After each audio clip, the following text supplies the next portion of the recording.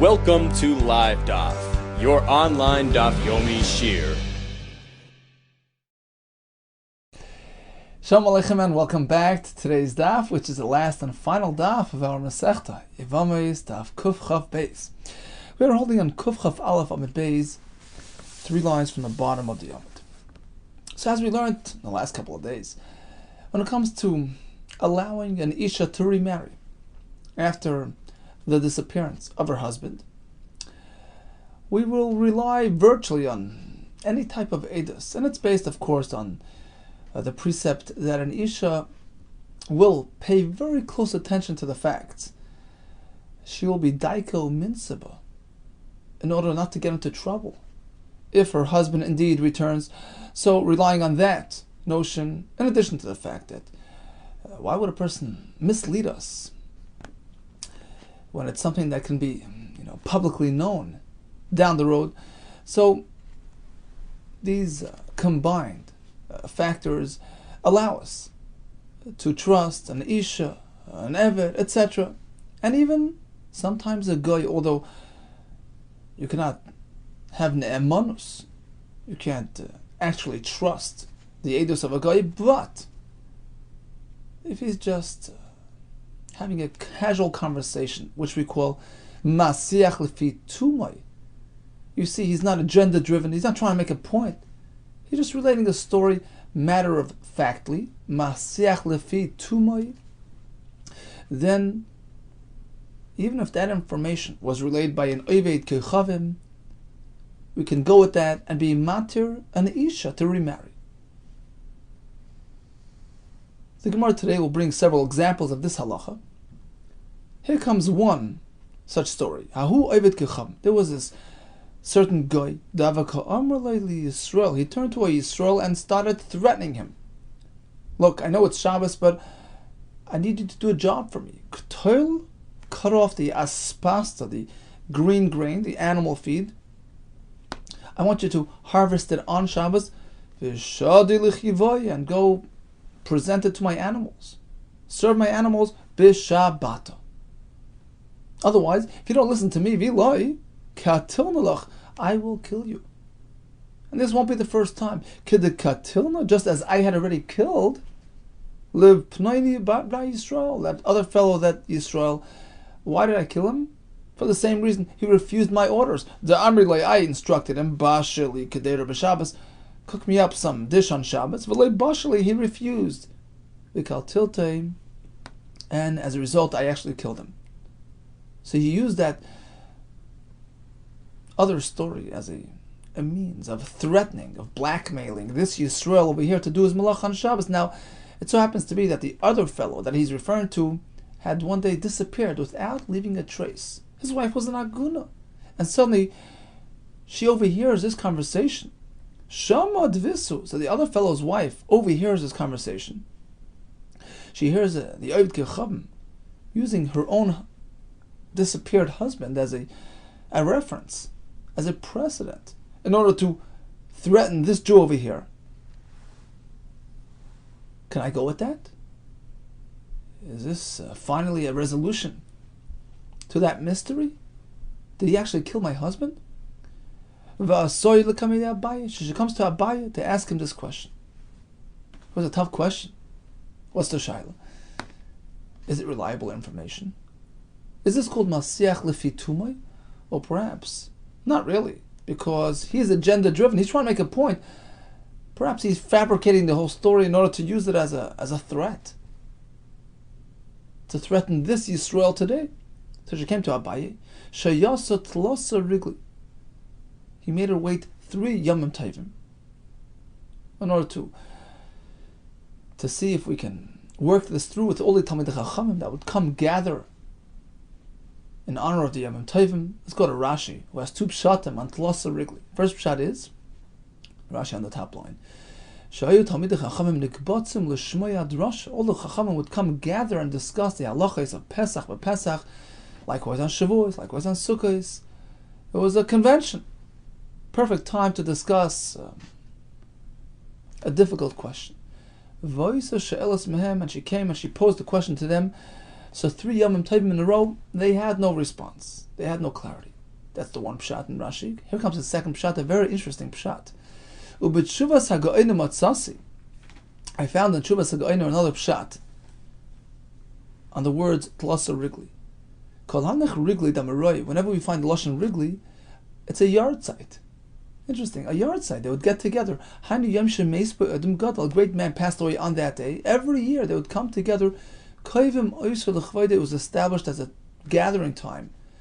Umidei shana b'shana. Every year over, they would go on that day. K'shemagia oisur yom miskabtzim b'tamid chachamim mikol sviv of all the chachamim would gather together. Uboim al kivrei. They would approach his kaver. Im shara am together with the rest of the community. Lo hoishiv yeshiva sham. They made a one-day yeshiva on the kaver, at the kaver. They came to learn, perhaps, to discuss his particular Torah, specific, teachings of this tzaddik, and be inspired by his memory. In any case, it was a great opportunity to come ask a difficult question. So she came 3 years in a row. It did not achieve a resolution. So what happens? Says the Gemara, Amar la Rav Ada bar Abba. So he gave her some advice. He told the Isha, look, Zil l'kamed Rav Yosef. Go to Rav Yosef. The Chorev Sakina. His knife is sharp, meaning he has proper depth. He has the analytical abilities to really analyze the question and come up with a resolution. Ozla Kamesh, he came to Rav Yosef Pashat. In fact, he had a response, Mehamas Nisa, from the following brisa, where we seem to see that a guy sometimes will use fabricated information as a way to threaten or as a way to enhance his merchandise, as we're going to see. You have a guy selling his fruit out in the marketplace. And he's declaring as follows, look, Peres halo, these fruits shall erlahem. They're from a young, healthy tree. They're actually early, the first 3 years of that growth. Shel azikahin, maybe they're from a field which was guarded on Shemitah. Shel azikahin, these fruit come from a field which was looked after, and it's Shemitah. Rashi has a kasha on this pshat. What's wrong with a guarded field? We're not meant to close the gates around our fields on Shemitah, but if you do it, it doesn't make the peris usur. So what's the big deal?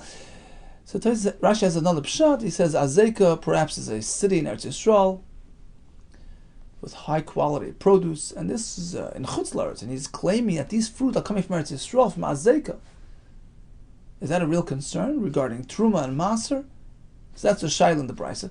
Tosfos actually does bring Rashi, the first pshat in Rashi.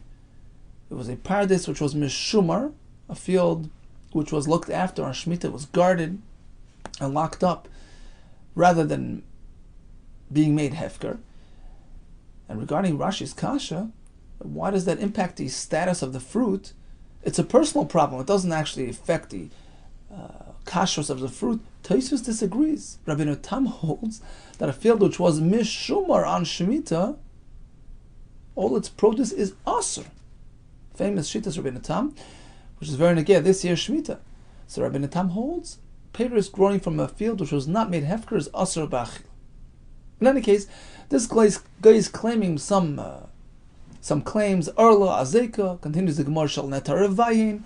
It's from the 4th year growth, or Netar Revai, which has its own requirements.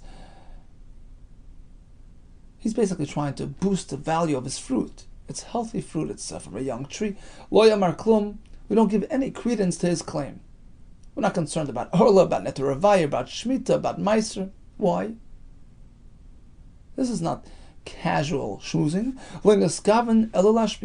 Look, he's clearly trying to increase the value of his merchandise. Here as well in Al Gemara, he was merely threatening the Yid, I'm going to kill you, just like I killed the other fellow. But it doesn't mean he did so. So you can't really rely on that information.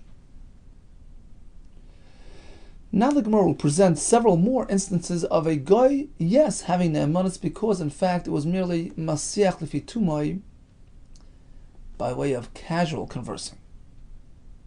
Abba Yudan, that was his name. Rabbi Yehuda Ish Sidon came from this place, Sidon. Amar, he related the following mas. Masi b'Yisrael eved kechavim. Yisrael and a guy were travel companions. Shalchu b'derech. Uba eved kechavim. Then the guy comes back for Amar and he says, Chaval. What a pity. Al Yehudi shahaya imi b'derech. On that Jew that was traveling with me on that road, tragically he passed away. Shemeis b'derech, he passed away. Ukvartiv, and I personally buried him. He wasn't trying to make a point. He wasn't trying to push an agenda. He was just relating a story. Masiach lefi tumai v'yisiu ishtoi, and they allowed his wife to remarry. V'shuv mas, another story, b'koilo shebnei adam, a group of travelers, shoyu mahalchin, who were traveling to Antuchia, this town Antuchia, which is in Eretz Yisrael. Ubo ovid kechavim echad, and there comes a guy, and he comes and he tells us, v'amar chaval, what a pity, what a nebuch, al koilo shebnei adam, on that group of Jews, Shemesu Kvartim, who died, and I personally was involved in their burial.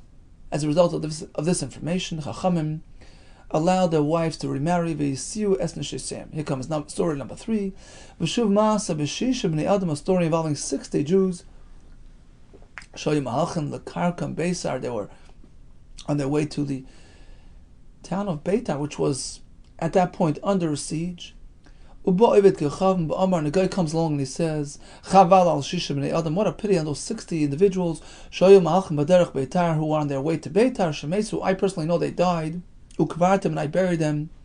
As a result of this story, Chachamim were mate their wives, v'yisiu es neshesem, they allowed them to remarry, because all these cases are considered masiach lefi tumai. He's just relating information in an innocent manner, and therefore we treat it as legitimate information. Continues the Mishnah. What if the victim was identified by way of candlelight? It was in the middle of the day, and somebody identified him as the victim, but it was la'ir haner. That's okay. Mi'iden, you can testify, even if he was only identified la'ir haner, by way of candlelight, which is just a faint light, that's enough. If he is recognized, identified, that's okay. Ular lavana, in the moonlight, that's okay. Umasin alpi baskel. You can also allow a wife to remarry based on a baskel. Baskel doesn't mean like a nevuah. Rashi says baskel means we hear a voice calling out, and the source of that voice is unidentifiable, unconfirmed. That's enough to allow his Isha to remarry. Here comes an example. Masa, there was a story, a fellow was standing on top of a mountain in the distance. And we hear him declaring as follows. He announces, Ish Pliny ben Pliny, Mimakim Pliny Meis. I happen to know that Reuven ben Shimon from such and such town died. That's his announcement. They went over there and they couldn't locate the announcer. He had already left town. Based on that voice and that announcement, that baskol, by the way, it's called baskol. You know why? Because typically baskol means like a sort of semi-nevuah, right? The Gemara says even after nevuah was taken away from us, Adayin hoyu mishtamshin bebaskel, the Chachamim would still make use of a baskel, and I believe one of the Mefarshim explains it's called baskel because it's sort of detached from its source. It's not the original nevuah. It goes through many, like it evolves. It goes through many stages till it gets down to the lowest level, which is baskel. So it's sort of detached from its source. It's a baskel. Here as well, we have an announcement which is sort of detached. Its source is unidentifiable. It's a voice, it's a sound without a source. It's a baskel. That's enough to allow a wife to remarry. It's a kula to help the aguna. V'shuv masa b't Salmon. There was another story in the town Salmon. Be'echad she'amar, this fellow calls out, Ani ish ploni, ben ish ploni. I, Reuven ben Shimon, neshchani nachash. I was bit by a snake. V'arei ani meis. I'm about to die. V'olchu. They quickly went over there. By the time they got him, he was very disfigured because of the snake bite, so they couldn't identify him. But they went and they allowed his wife to remarry based on that announcement, which confirmed his identity. Amar Rabbi Bar Shmuel, this halacha that you can be masya isha based on baskul is actually machlokes Beishamai Beisil. Tana, we learned to the Brisa. Beishamai oimrim ein masin al pi baskul. It doesn't allow us to help her remarry. Ubesil oimrim, yes, we do masin al pi baskul. It's enough. Now, Makamashmal, what's Rabbi Rashmuel come to tell us? That's a machlokes, and we follow Beis Hillel, who are mekel. Well, we have a Mishnah, Masnisani. We have an anonymous Mishnah, a stam Mishnah, which we generally follow the halacha, which says Masin al pi baskel. Hakamashmon, he was trying to add the point as follows: Di mishtakachsla stama. If you'll happen to find another brisa or another Mishnah, a stam Mishnah, which would indicate otherwise, there ain't Masin. We don't follow a baskel. You should know Beishamai. It is actually Beishamai. There is a name to that sheet. It's Beishamai, as we find in this brisa here. And therefore, la halacha, we know that Beishamai's opinion relative to Beis Hillel was not considered authoritative, and therefore don't worry about that stam halacha. Rather follow our Mishnah, which indicates that you can follow a baskel. So we have a story of this fellow calling out, and we didn't find him. Okay, but how do you know it was a person? V'dilma shed hava, v'achol le'matzu v'dilma shed hava. Maybe Taisa says it was out in the field, and out in the field you can have shadim and mazik, perhaps it was a shade masquerading, making false claims to make trouble. How do you know it was a person? Amar bidam arav sharoi loidmus adam. They noticed a human form, so they knew it was a person. Inu namu damu. Well, the shadim sometimes masquerade as people. Inu nami damu. How do you know it's not a shade? The chazle bavor. They noticed a shadow behind that person. What do you mean? V'inu namu islu bavor. Even shadim have shadows. The chazle bavor dibavor. They saw a double shadow. Two pshatim in the Rishonim. Some say it means, sometimes when you're walking near a light, you have the actual form of the person, and then as you're walking away, the shadow sort of enlarges, it gets bigger and bigger. That extra shadow they don't have.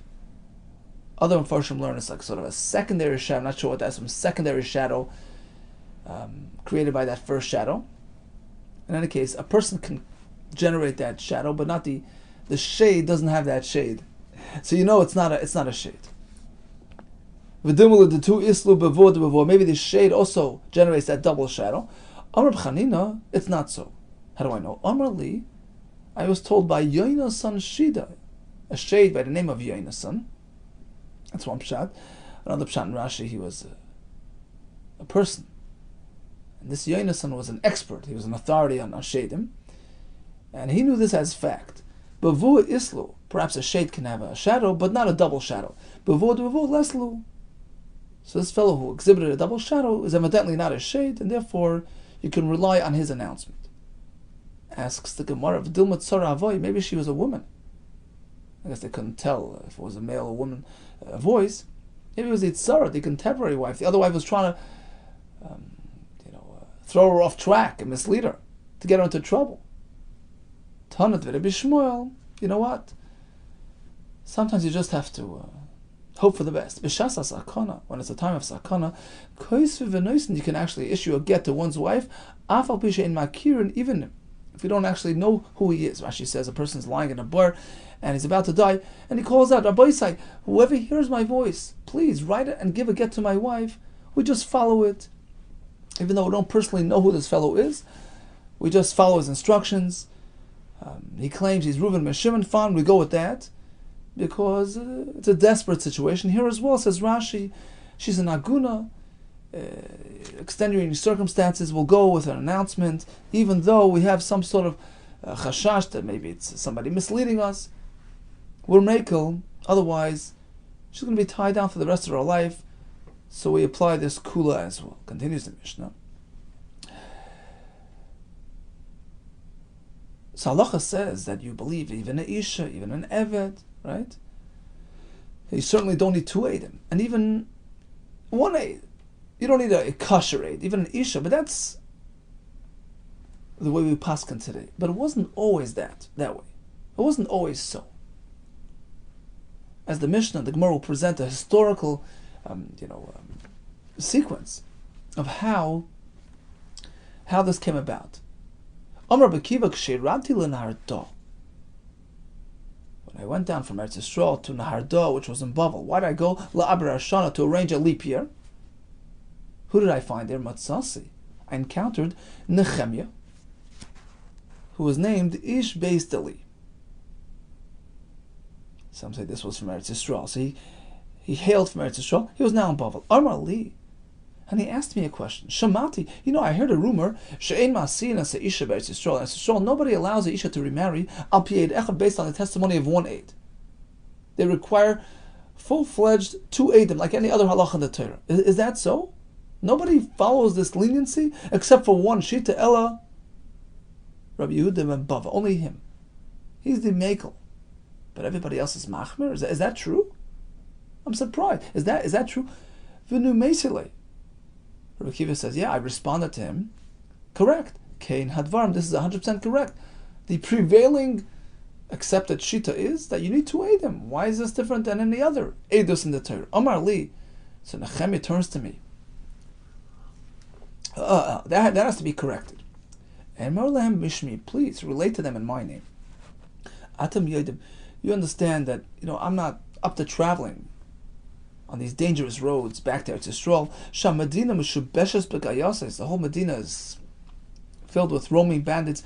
Mikublani. I want you to tell them as follows. I have an established halacha, which I heard from Rabbi Gamliel HaZaken.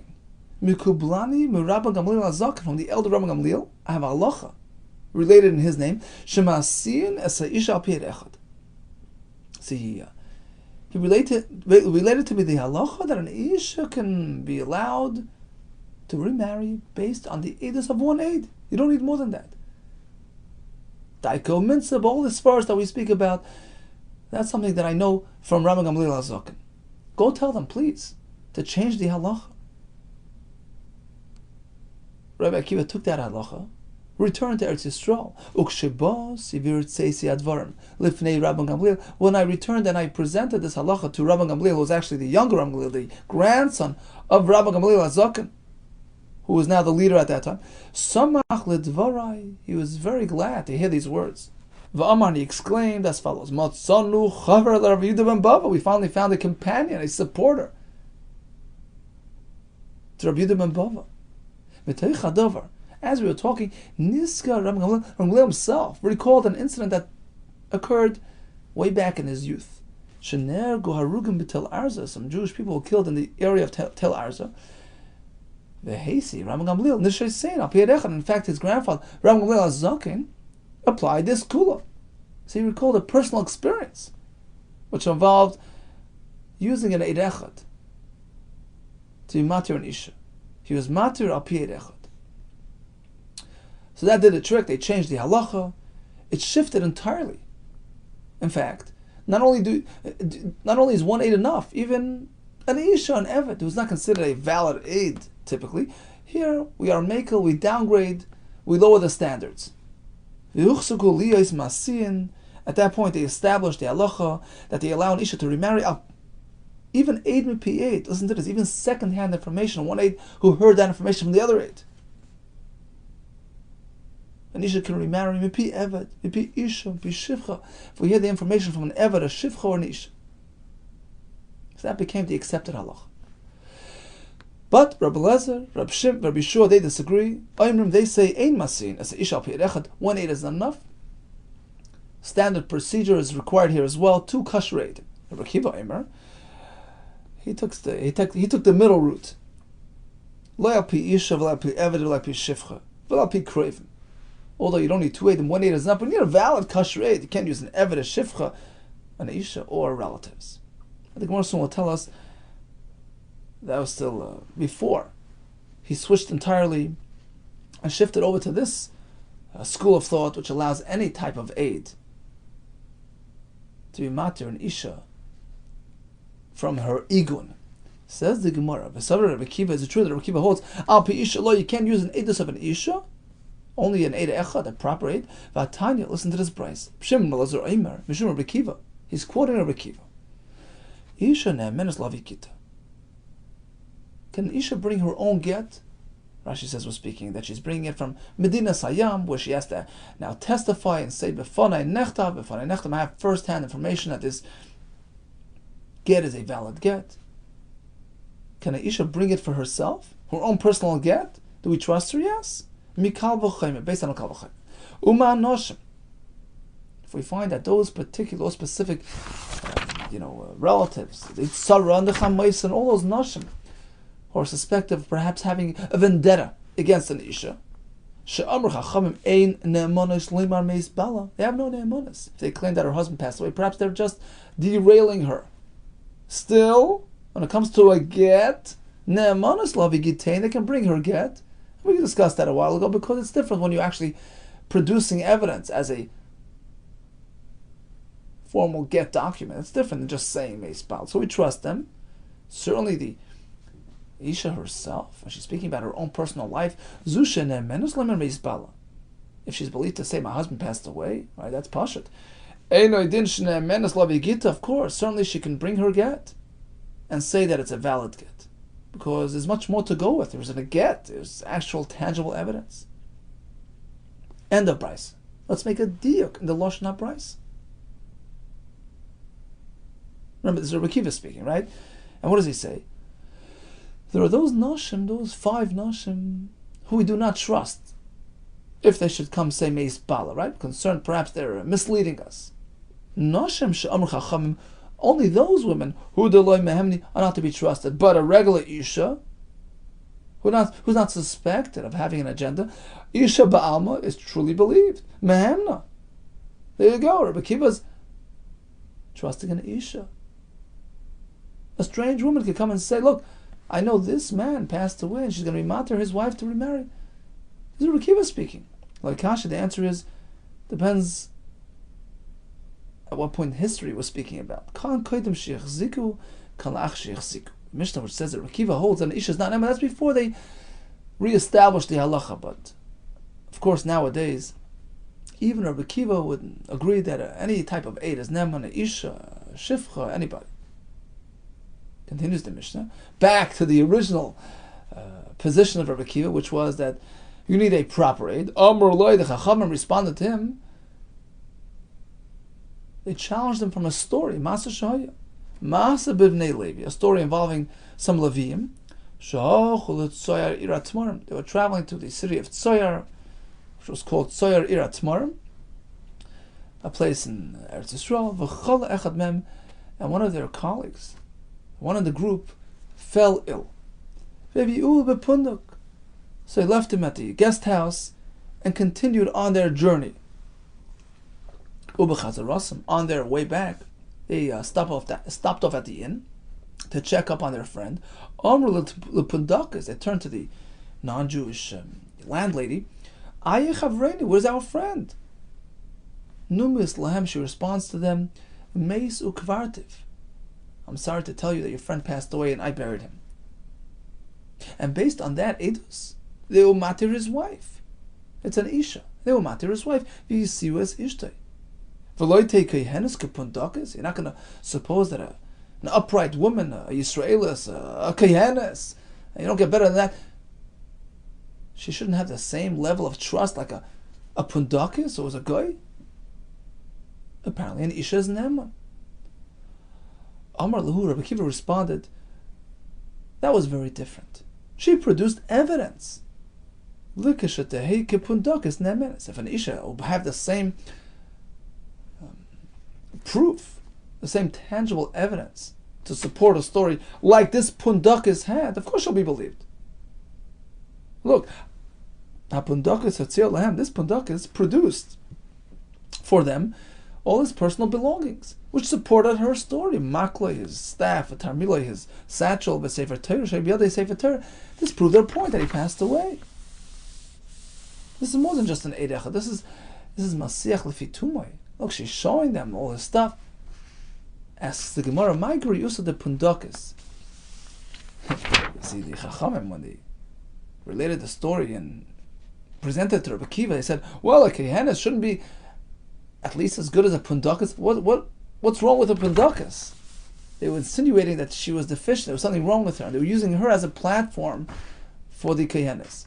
My Gerisa, the Pundakas, what was inferior? What was wrong with her? Amar of Kahana, Guess what? Pundakas oived is kechav moisa. She was a goita. Who has no nemanis? Umasichel ifituma shehaisa. She was just casually conversing. Zemakli, take a look what I have. A stick. Tamriloi is a kaver shekivarti. In fact, this is the kaver in which I buried him. V'chein tani abba buried Rab Yumi Barchia. She was a pundakas oived is kechav moisa. Masichel ifituma, just casually conversing. Hoisa. Zemakli is a tarmiloi is a kaver shekivarti boy. So that's why they were relating to her in a sort of like an inferior reference, because she wasn't even Israelis, and that was their point. Look, you believe a pundakas, it was just a guide to Masech Levituma, you're not going to believe a Yisraelis, a Kehenes. So you see that a Isha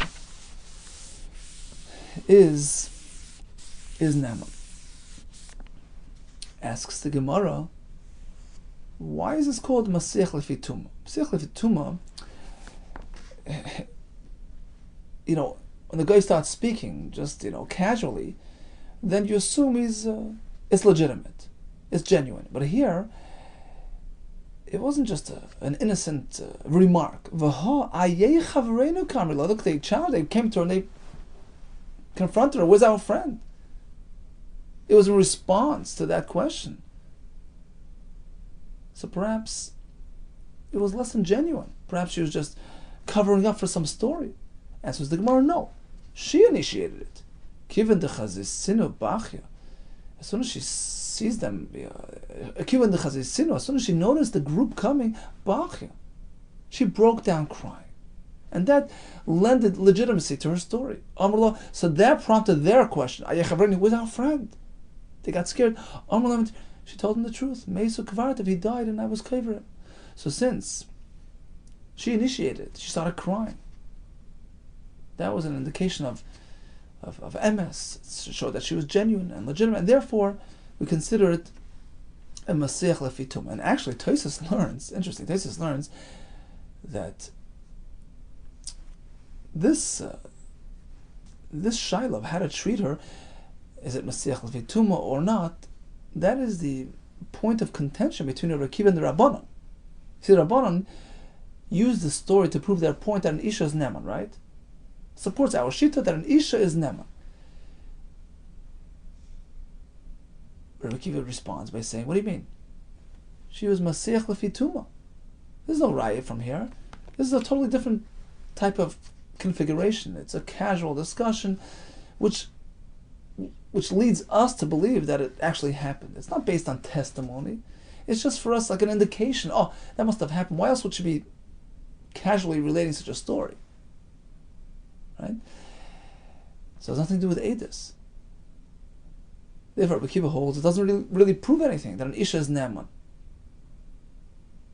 But the Chachamim held that if she would have just conversed and told us information, that's considered Masech Lefituma. But here she produced those items. She produced that evidence. Says Tosfos, perhaps that's not considered Masech Lefituma.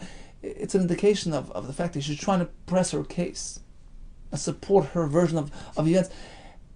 Maybe she has a point that she's trying to make. Maybe she has an agenda. That's not necessarily called Masech Lefituma. Rather, we treat it more like an Edus, and that proves our Shita, say the Rabbanan, that an Isha is Neman. An Isha is Neman to speak, in this type of case, to be Matir and Aguna. Interesting two ways to look at it. Okay, so bottom line is like this. Masin Alpi, meaning, what do we need? What type of Edus do we need to allow an Isha to remarry? Rabbi Lezer, Rabbi Shua hold, you need two Edim. Rabbi Akiva initially held, one Ed is enough, but Ed Echad kosher. But at the end of the day, the halacha was switched, La'achar she'echziku, it was re-established, revamped. The maskana was, one Ed, even an Ed apostle, an Isha, an Eved, a Karev, were makel for the Aguna. Likewise, even if it's a goy, but it's Masech Lefituma, that lends legitimacy to the story, and we go with it. We had this interesting case of Pundakas who produced that evidence. Chacham maintained that's not called Masech Lefituma, and Akiva maintains it does. It is considered Masech Lefituma, which is certainly Ne'eman. Continues the Gemara. Tana Rabbanan. There was a story involving this person, Rabbi Tarfon. He comes to Rabbi Tarfon to tell him about a fellow who passed away, to allow his wife to remarry. Rabbi Tarfon turns to him, B'nai, my son, can you tell me a bit more about the story? How is it that you know about the Edus?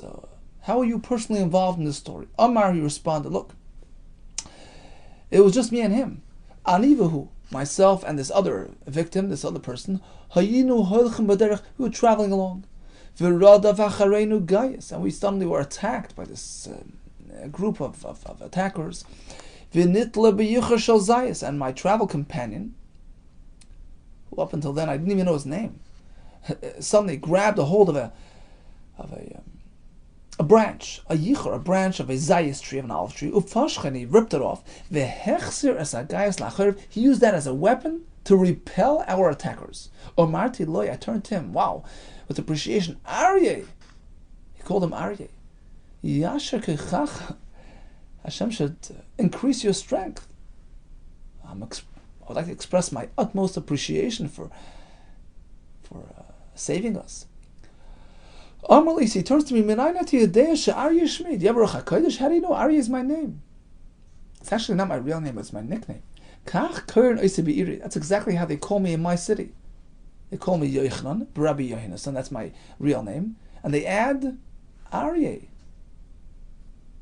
who comes, the Mechfar Shechayo comes from the town Kfar Shechayo. Why is he called Aryeh? So Rashi says, the reason why this fellow referred to him as Aryeh, Rashi in the fourth line says, Gibor Chaya, V'leiv Aryeh, you're fearless, you're courageous like a lion. And in fact, this fellow acknowledged that this is his second name, this is his nickname. He's known for his gvura, for his strength, for his leadership. Okay, so they're walking along. Liyamim, a bit later, a couple of days later, Chala, this Aryeh fellow, got sick, umeis, and he passed away. End of story. So look, I have first-hand information. I know this person, Aryeh, passed away. V'heisi Rabbi Tarfon is ishtoi, and based on this testimony, Rabbi Tarfon allowed his wife to remarry. Asks the Gemara, that's enough? For Rabbi Tarfon lo yiboy dusha v'chakira? You don't have to actually cross-examine him, question him, challenge him to verify the validity of his edus. For Tanya, we have another story, a brayso which speaks about a person who came to Rabbi Tarfon, Shbol from Rabbi Tarfon, the holy days Isha, to give edus to be mater and Isha. Amar Loi, he turns to him, B'ni, hey chatoy yedei edus zu, my son, how do you know about this story? Amar Loi, seems to be the same story as before, but a slightly different version. Amar Loi, he says, we were traveling on the road. Guys, we were attacked by these goyim. He ripped off a branch. He used it as a weapon. And he chased away the attackers. Omar Tilei, I turned to this courageous companion. I said, Mr. Aryeh, wow, thank you. Amar Li, he turns to me, Yafik Kivanta Lishmi. You hit the bullseye. It's exactly what my name is. Shekach Kern Iri. That's how they call me. Yochanan ben Yonasan Aryeh the Mikvar Shechaya. And a little while later, Liyamim Chalo Meis, his fellow passed away. And that's my edus. That's how I know that he passed away. So Rabbi Tarfon wasn't just satisfied with that. He had to, see if this fellow is really, genuine. Amarli, he started, cross-examining him, trying to trip him off. Amarli, he tells him, really, Loikach Amartali, didn't you actually tell me that his name was Yochanan ben Yonasan, that your companion's name was Yochanan ben Yonasan, to Mechfar Shechaya, coming from that town, Aryeh, and that town was called Shechaya Aryeh. Isn't that the way you told me last time? Don't you remember? This fellow stood his ground. Amarli says, no, actually not. I told you to this way. Yochanan ben Yonasan Aryeh. Aryeh was part of the fellow's name, not the town's name. The Mikfar Shechaya, who hails from that town. The dictical of Shnai Mishleshapam, Rabbi Tarfon tried 2-3 times, tried to trip him up, medactic, and cross-examine him, and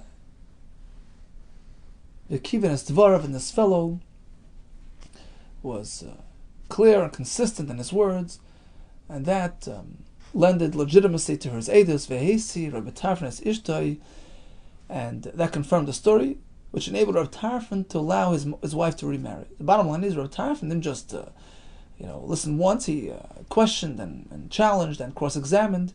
We need to do drisha v'chakira, which is standard fare for Adam in Bezdin. So which way was it? With drisha v'chakira or without? Answers the Gemara. In fact, it's a machlekes Tanaim. Tanai. These two versions are reflected in the following brayso. There's a difference of opinion on whether you have to do drisha v'chakira when it comes to Edim that are trying to be mater a wife to remarry. The Sanya ein boitkin edei noshim bedrisha v'chakira. When it comes to edus of an isha, edus to be mater an isha, case of an aguna, we don't apply standard procedure. We don't cross-examine the edim. We don't give them a hard time. We just take their story as fact. Divid Rabbi Akiva, that's his opinion, and that is reflected in that first story, that first version with Rabbi Tarfon. He just took it as fact and moved on. Rabbi Tarfon Omer, here we have Rabbi Tarfon who disagrees. Boitkin, we do have to be boidik the edim. What is this based on? What is the shaila dependent on? Yes, drisha v'chakira. No drisha v'chakira. V'kamiflagi, but the Rabbi Chanina. The Rabbi Chanina, dvar Torah, minat Torah. All types of litigations require drisha v'chakira. We have to cross-examine the edim to verify their legitimacy. Dvar Torah, echad dine mamnes, v'echad dine nefashis. Whether it's financial litigations or dinim involving a possible death penalty, in both cases we need to do due diligence. B'drisha v'chakira, we have to investigate the legitimacy of the edim. Shneimar mishpat echad yelachem, whether it's mamnis or nefashis, it follows the same type of guideline. We need drisha v'chakira. That's minat Torah. But the Rabbanu gave a discount. Uma tam amru dinim mamnis ein tzrichen drisha v'chakira. Why is it that when it comes to dinim mamnis, matters of financial litigation, we don't need drisha v'chakira, we just accept the edus as fact? Shleitino delis b'fnei lavin, because otherwise nobody will want to lend out money. A mavel will say, look, why should I lend you money? And then when it comes time for the Bezdin to investigate the matter, they're going to give us a hard time. They're going to cross-examine my witnesses and we'll end up with nothing. So this was actually to benefit the leiva on the receiving end, to facilitate more loans. So it was a special akula for dinei mamnis. But dinei nefashos require drisha v'chakira. So how does that pertain to edus isha, to our sugya? Why yes and why no? It all depends how we relate to an aid who's coming to be mater and isha. You see, two things happen at the same time. Firstly, she can now remarry. And number two, she gets the ksuba payments, which is really mamnis. So what is considered primary? What is considered secondary? How do we classify this edus? Is it maminus, in which case you do not have drisha v'chakira, or is it primarily dinei nefashos? Because after all, she's an isha's ish. If she gets involved with a man improperly, there's a misa there. So it's dinei nefashos. So that's the shaila. How do we look at it? Micah Miflagi, Mar Sabar, the shita that maintains no drisha v'chakira by edus isha. That's because kivan the ikha ksuba l'mishkal, since she's collecting the ksuba payments, kedinei mamnis dami, we treat it as dinei mamnis. We do away with drisha v'chakira. Omar Sava, the other shita holds, no, kivan the kasharin and ishes ish la'alma. After all, we're taking presumed ishes ish and allowing her to remarry. That's heavy. Kedinei nefashis dami, we treat it as dinei nefashis. Therefore, we have drisha v'chakira. Taisus brings Rabbeinu Chananel.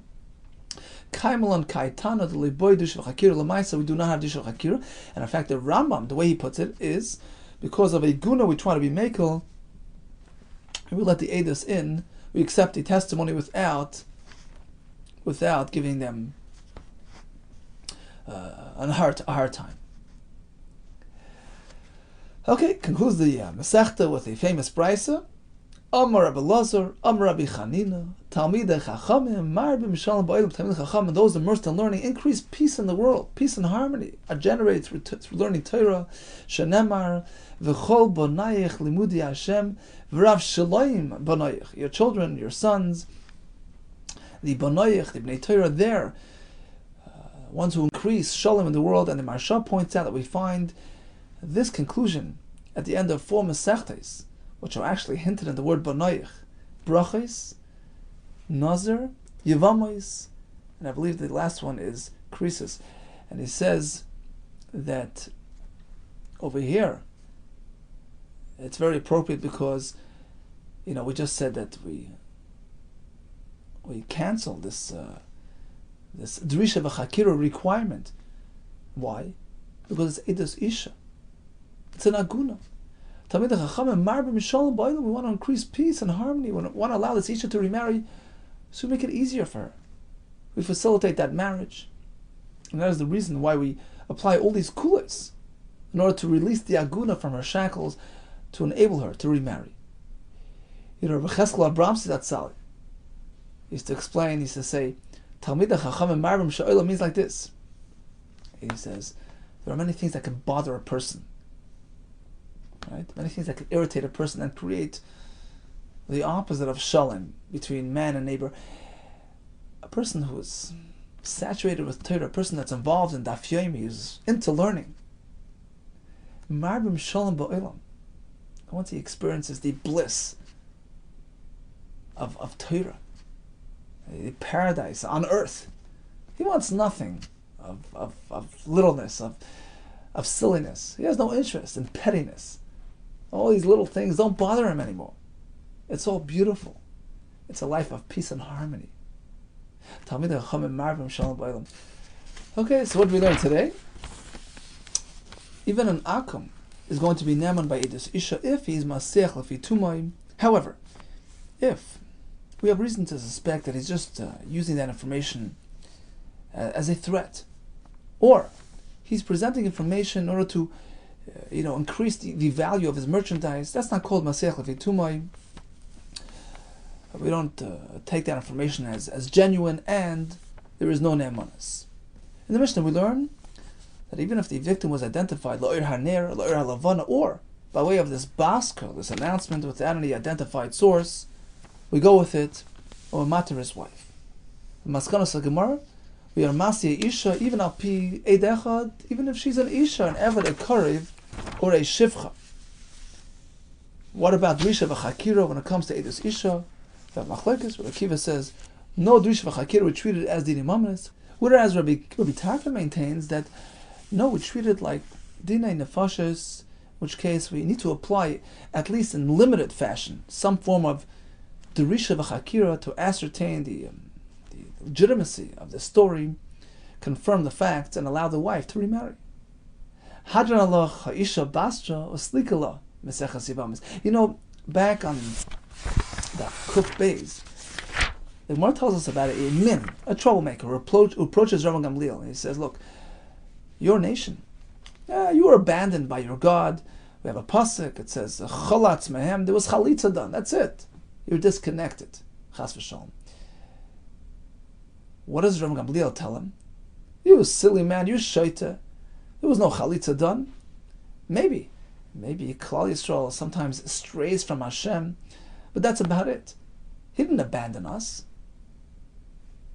Hashem is always still looking right over us, looking after us, guiding us in the right direction, loving us, even throughout the difficult moments of Golus when perhaps we don't live up to His expectations. Hashem, our loving Father, is right there, holding our hands and guiding us to the Geula Shlema B'Karev Yameinu Amen. Mazel Tov on the Siyam, Masechas Yevamos. I'm full of Akaras Atoy for the opportunity to be able to sit and learn together, all together throughout the Masechta, long Masechta, difficult Masechta, Baruch Hashem. We've gotten to this point. Hadran Lach Masechas Yevamos, and may we always be Zoicha to learn together, continue learning with Simcha, with Gesund, with Nachas from our families. Ad Bias Geyot Tzedek, Meher B'Yameinu. Amen. I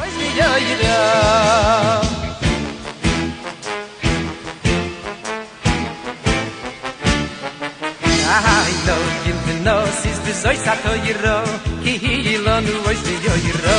Oh, he's the Yoiro, you know, is the Zoy Satoiro,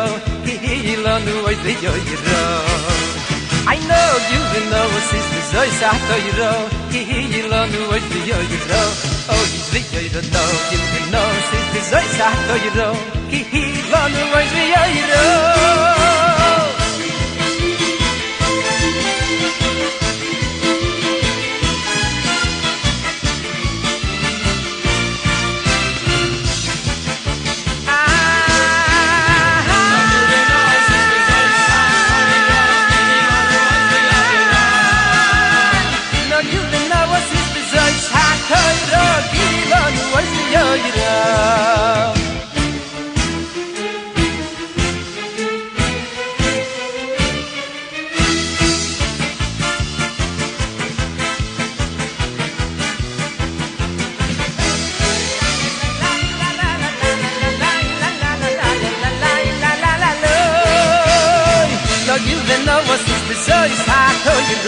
Kilanu was the yo.